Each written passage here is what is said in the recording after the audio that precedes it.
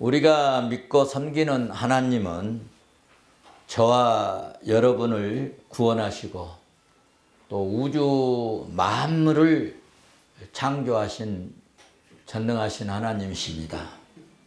이렇게 무에서 아무것도 없는 것에서 유를 많은 것을 만들어 내시는 말씀으로 창조하신 전능하신 하나님이 저와 여러분을 엄청나게 사랑하십니다. 어느 정도 사랑하시는가 하면 독생자 되신 예수 그리스도를 이 땅에 보내셔서 온갖 고난을 당하게 하시고 십자가에 못 박혀 죽게 하시고 저와 여러분을 심판과 저주받는 이 지옥에서 건져내셔서 영생을 주시는 사랑의 하나님이십니다. 아무런 행위와 조건도 없이 무조건 구원하신 하나님이십니다. 단 하나, 십자가에 달려 돌아가신 예수 그리스도를 믿는 조건뿐 그 외에 아무것도 없습니다. 그래서 구원은 오직 예수 그리스도 믿음뿐입니다. 이렇게 하시겠다는 하나님의 뜻과 계획을 저 구약시대 때부터 선지자들을 통해서 알려주셨죠. 그 증거의 말씀이 여러 군데 있지만은 대표적으로 이사야 53장에서 말씀을 하고 있는데 특별히 여러분 5절 말씀을 참고해 보시면 확실하게 아니 예수님이 오시기 700~800년 전에 어떻게 이렇게 정확하게 말씀했는가 할 수 있는 것은 하나님이 하셨기 때문인 줄로 믿습니다. 또 이스라엘 백성들이 출애굽에서 광야에서 이제 하나님께서 약속하신 그 가나안 땅으로 가려고 합니다. 호르산에 도착해서 호르산에서 또 출발을 해서 갑니다. 그런데 홍해길을 따라서 에돔 땅을 들어가서 에돔 땅을 통과하면 바로 하나님이 약속하신 젖과 꿀이 흐르는 땅 가나안입니다. 그런데 희한하게 하나님께서 그 에돔 성을 이제 통과하지 않도록 문을 열어주시지 않습니다. 그러므로 에돔의 왕도 하나님께서 안 열어주시니 열릴 리가 없겠죠. 그래서 에돔 왕도 이제 이스라엘 백성들이 지나가도록 하다못해 뭘 건드리면 건드린 값, 물 떠먹으면 물 먹은 값 다 지불하겠다고 해도 문을 열어주지 않습니다.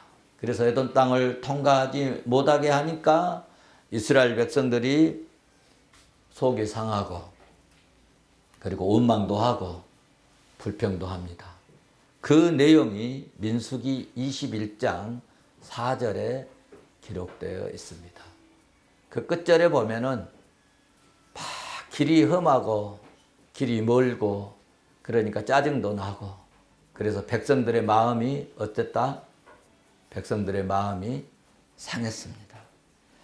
마음이 상한 후에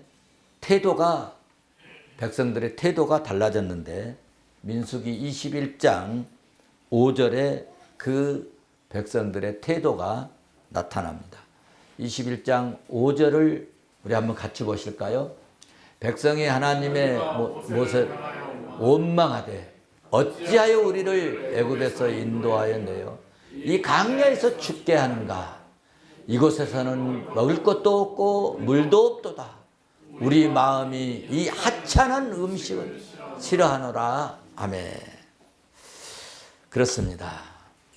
이스라엘 백성들이 이제 바로 건너가면 될 텐데 건너가지 못하게 되고 길도 험하고 멀기도 하고 얼마나 걸어야 가나안을 갈 수 있을까? 그리고 뭐 그 당시 물이 있었겠습니까? 식량이 있었겠습니까? 간식이 있었겠습니까? 그래서 그들이 마음이 상할 대로 상한 것 같습니다.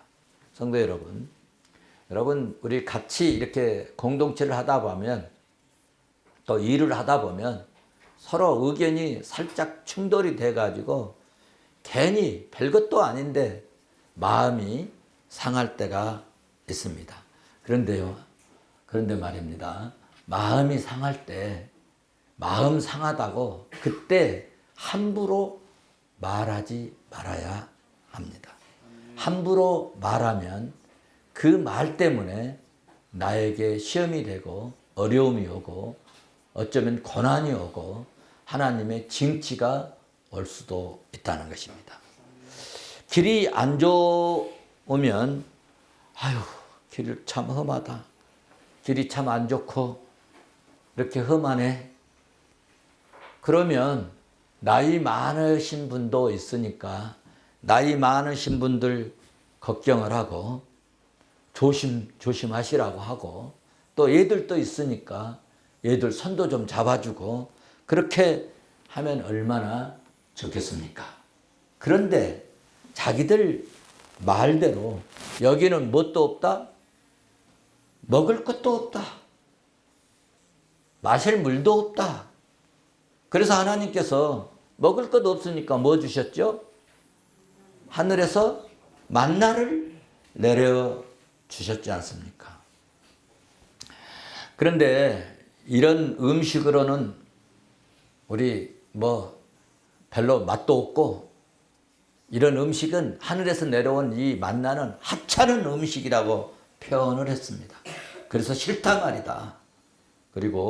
그래서 원망을 하고 불평을 쏟아내고 또 타박을 하고 모세를 향해서 막 질타를 합니다. 그래서 어떻게 됐습니까? 원망하고 불평한 결과 6절 말씀을 보면 그때 하나님이 역사합니다.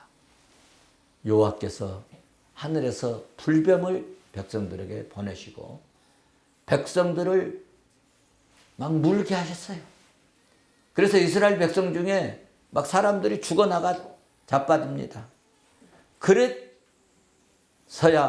그때서야 이스라엘 백성들이 모세 목사님 빨리 하나님께 기도해 주셔서 제발 우리를 좀 살려달라고 구원해달라고 그렇게 얘기를 합니다. 그래서 7절을 보면은 그렇게 말씀하고 있습니다. 7절 보면은 백성이 모세에게 이르되 말하되 우리가 여호와 당신을 향하여서 원망했으니 이런 범죄했으니 이런 잘못을 했으니 빨리 하나님께 기도해서 이 뱀들을 우리에게서 떠나게 해달라. 여러분들도 좋을 때는 여러분들끼리 막 놀러도 다니고 밥도 먹고 목사님은 알리지도 않고 목사님 몰래 해. 말하면 안 돼. 그런 경우들도 있지 않습니까? 그런데 진짜 힘들고 어려우면 어때요? 목사님 기도해 주세요. 목사님 지금 이런 일이 있습니다. 목사님 기도해 주셔서 어떻게 좀 해결되도록 도와주세요. 기도를 합니다. 이스라엘 백성들이 그리하였습니다. 그래서 모세가 간절히 기도를 합니다. 여러분, 간절히 기도를 하니까 그때 여호와 하나님께서 구원받을 수 있는 메시지, 말씀을 주셨어요. 하나님께서 직접 치료해 주실 수도 있고 고쳐 주실 수도 있고 이 불뱀의 덕을 해독시켜 줄 수도 있었는데 말입니다. 기도할 때 하나님께서 구원의 말씀, 복음을 주신 것입니다. 그 구원의 말씀이 뭐냐? 8절을 보시면 불뱀을 만들어서 장대에 매달아라. 그것을 보면 살 것이다.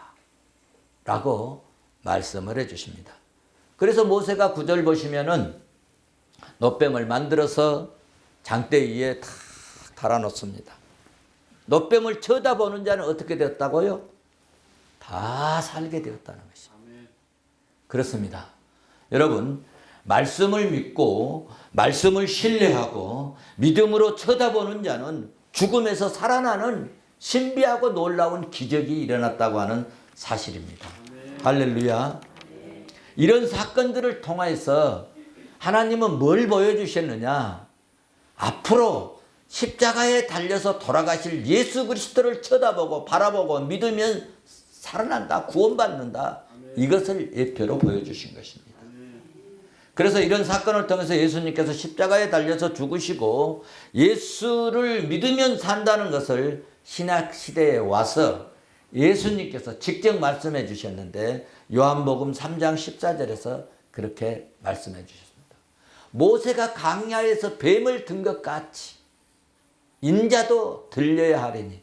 그러니까 여러분 요한복음 3장을 잘 아시려면은 민수기 21장을 알아야 돼요.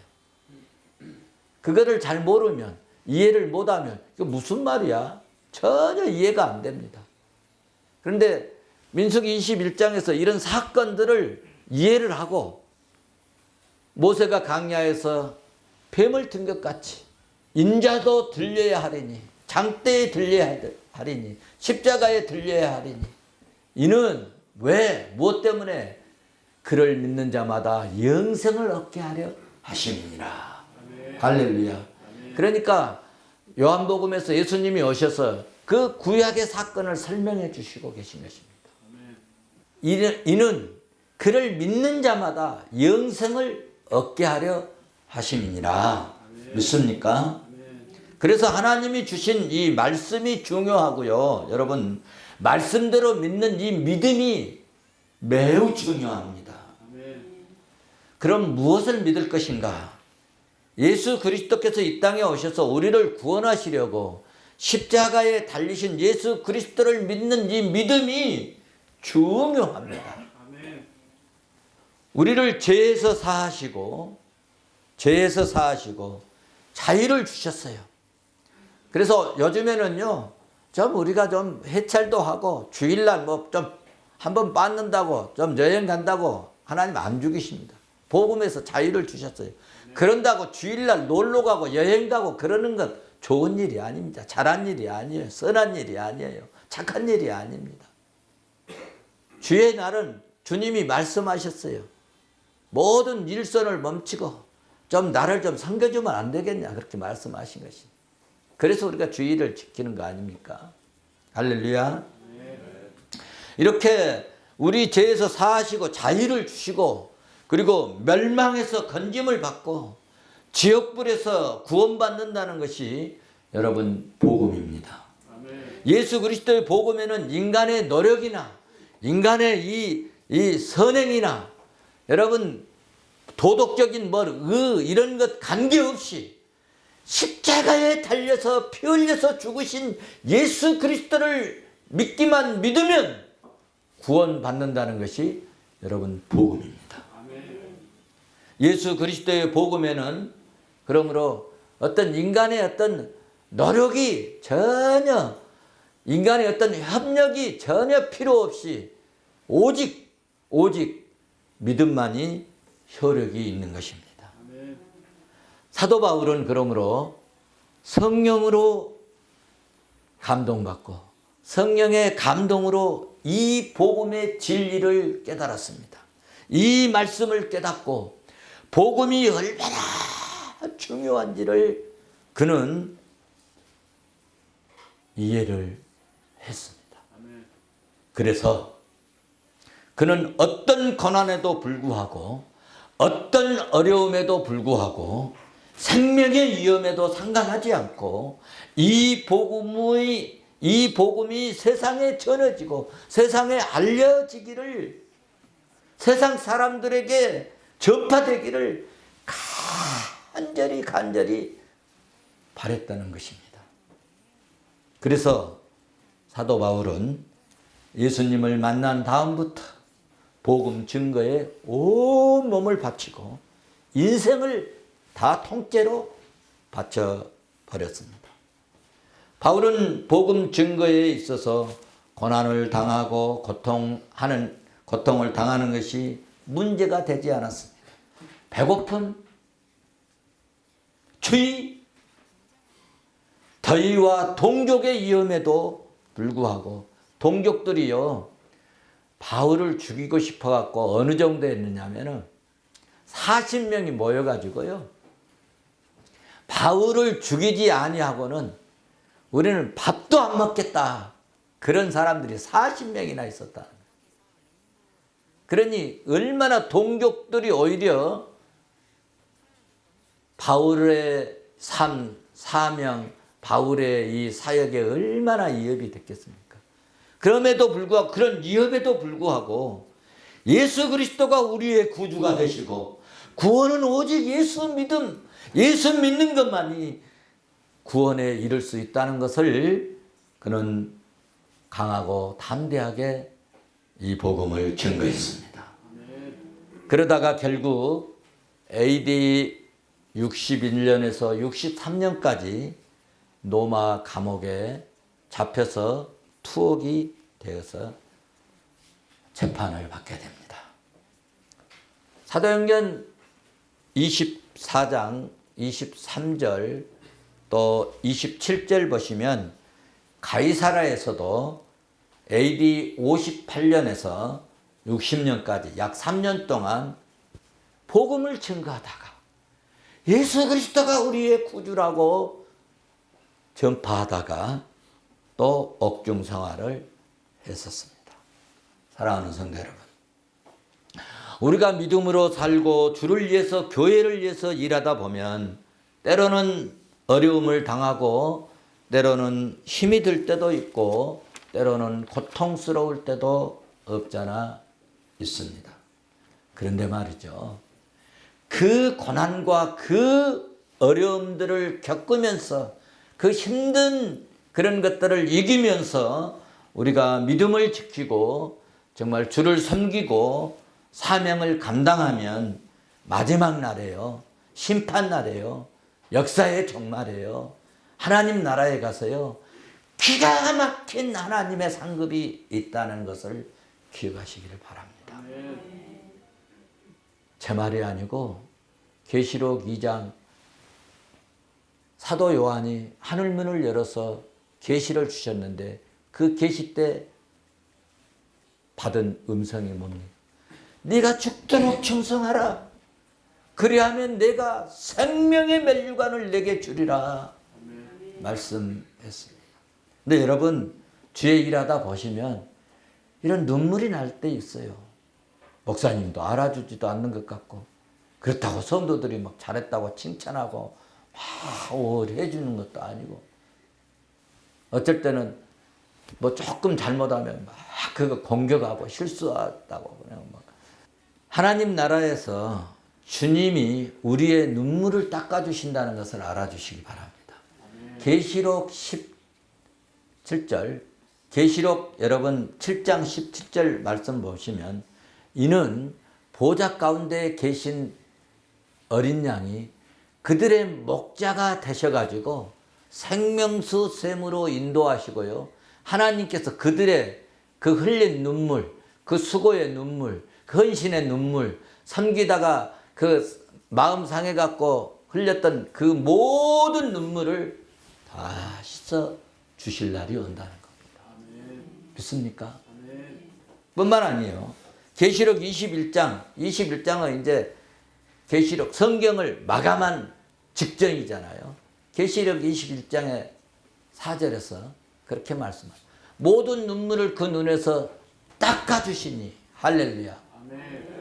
그때 눈물 닦아준 다음부터는 여러분 사망이었고 죽음이었고 애통이었고 고통이었고 고난인 것이었고 고가는 게 뭐예요? 울 필요가 더 이상 울 필요가 없는, 그래서 아픈 것이 없는, 그래서 행복스러운 최고의 인간의 행복스러운 그런 현장에서 우리가 살게 된다는 것입니다. 할렐루야. 그러므로 사랑하는 성도 여러분, 오늘 우리가 수고의 눈물이 내일의 상급이 되고 축복이 될 수 있기를 주의 이름으로 축원합니다. 자, 그러면 사랑하는 성도 여러분, 하나님께서는 사도 바울이 이렇게 옥중 생활을 하도록 왜 놔두셨을까? 이 중요한 복음을 증거하는데 아니 좀 풀어주시지.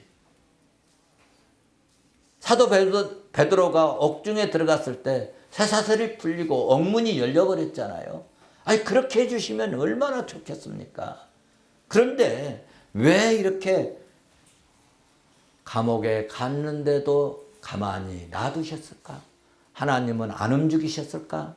하나님의 손이 능력이 없으셨을까? 이유가 있습니다. 사도 바울의 투옥의 복음 전파에 미친 결과가 있는데요. 첫째, 바울이 예수 그리스도의 복음을 위하여서 감옥에 갔어요. 매임을 당했어요. 그런데 그 감옥 간 것 때문에, 매임 당한 것 때문에, 구속된 것 때문에 소문이요 시대에 다 알게 되었어요. 뿐만 아니라 다른 사람에게도 그 소문이 어떻게 퍼졌어요? 널리 널리 퍼지는 결과를 가져왔다는 거예요. 할렐루야.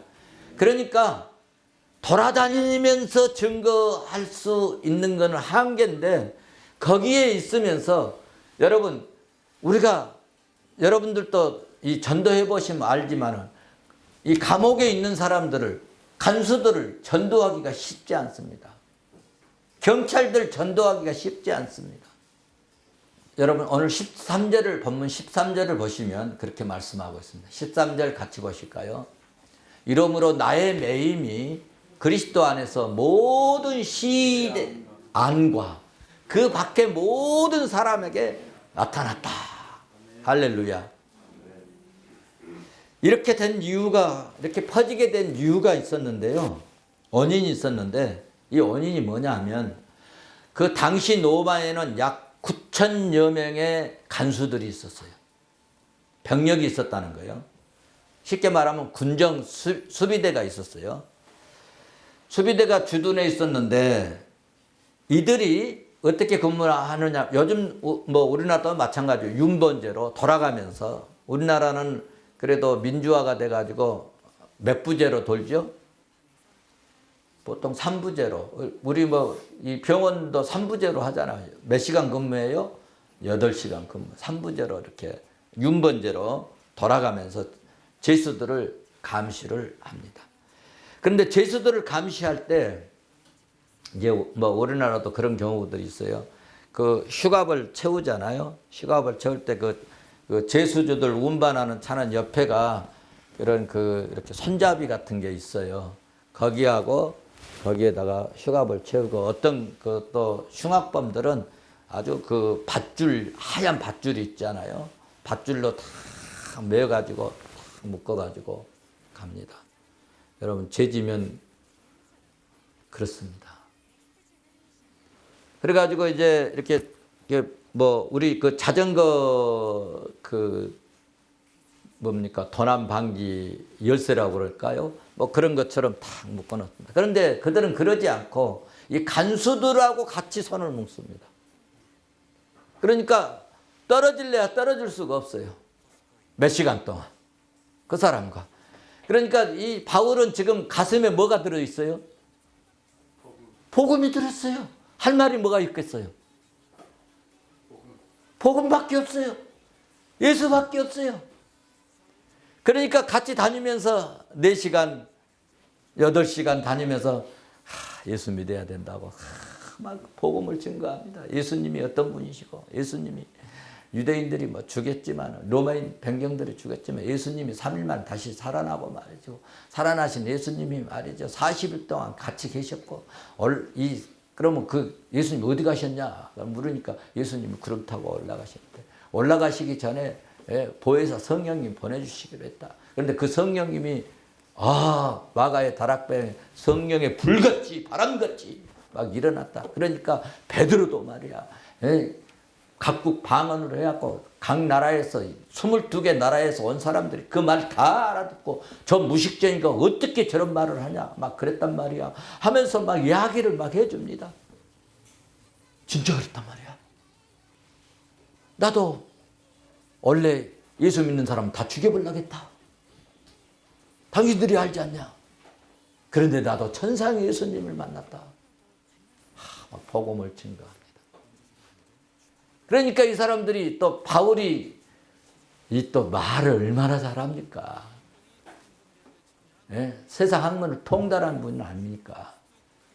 말을 잘 논리 있게 잘 증거하니 그 간수들이 한 사람, 두 사람 날마다 2, 3년 동안 복음을 받게 된 할렐루야. 그래서 그들이 예수를 믿게 되고 저건 말하고 시간이 많으니까 뭐 빨리빨리 말할 필요도 없지 않겠습니까? 그래서 이럴 때 성령이 간수들의 마음에 문을 열어서 열게 하셔서 간수들이 예수를 믿고 구원받는 역사가 일어났습니다. 이것이 이렇게 하는 것도 다 하나님의 섭리인 줄로 믿습니다. 두 번째 이유가 있는데 바울의 투옥이 로마의 다른 그리스도인들에게 바울 같은 그런 분들도 저렇게 복음을 위해서 세상에 저렇게 학문이 뛰어난 사람도 아니 세상에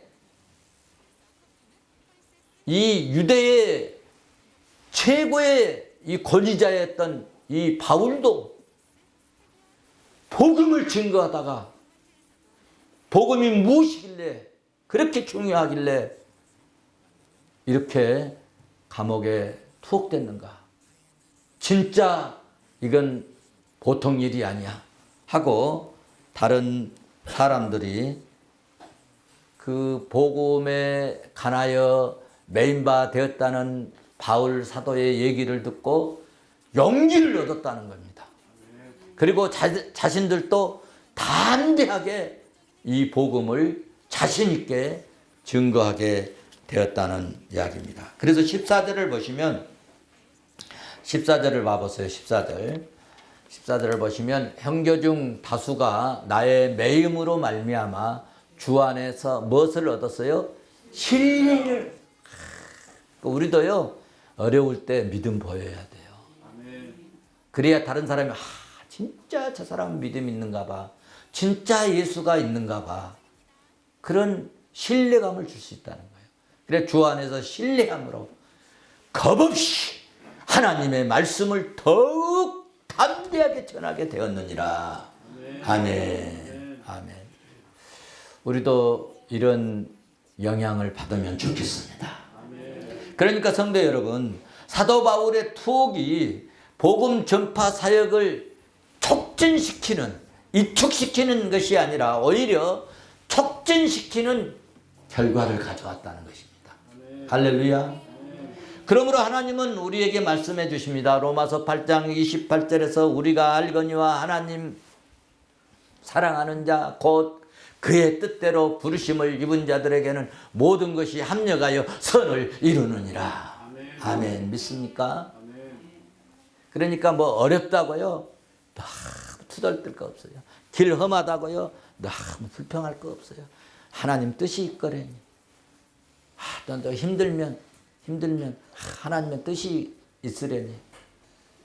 바울이 투옥된 여러분 투옥된 후에 사람들은 어떤 태도로 복음을 전파했느냐 하면은 두 부류가 있었습니다.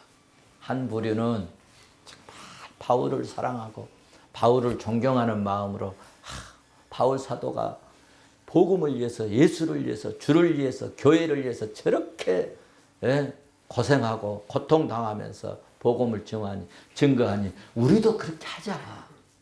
사랑하는 마음으로 했고요. 또 한 부류는요. 복음을 어떤 마음으로 증거했느냐 하면은 투기하는 바울이 너 엿먹어라. 이 소식 이 높은 사람들이 좀 듣고 너 좀 핍박 더 가할 수 있도록 오기 있잖아. 오기. 시기, 질투함으로 복음을 증거한 이 두 부류가 있었다는 것입니다. 그런데 여기서 투기와 분쟁으로 전한 사람은 참된 목자가 아니고 싹군으로서 이기심과 당파심을 채우고 있었다는 것입니다. 사도 바울의 명성을 시기하고 질투하고 괴롭힐 목적으로 복음을 증거하는 교회에 늙은 유대주의 교사들이 있었다는 거예요.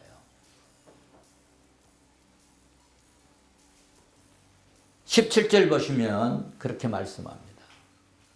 그들은 나의 매임에 괴로움을 더하게 할 줄로 생각하여 순수하지 못하는 마음으로 시기하고 질투하는 마음으로 다툼으로 그리스도를 전파하느니라. 여러분, 이런 상황에서 사도는 뭐라고 말씀했느냐 할 때 여러분 18절을 한번 보시겠습니다. 18절 같이 봅니다. 이 말씀을 같이 보십시다.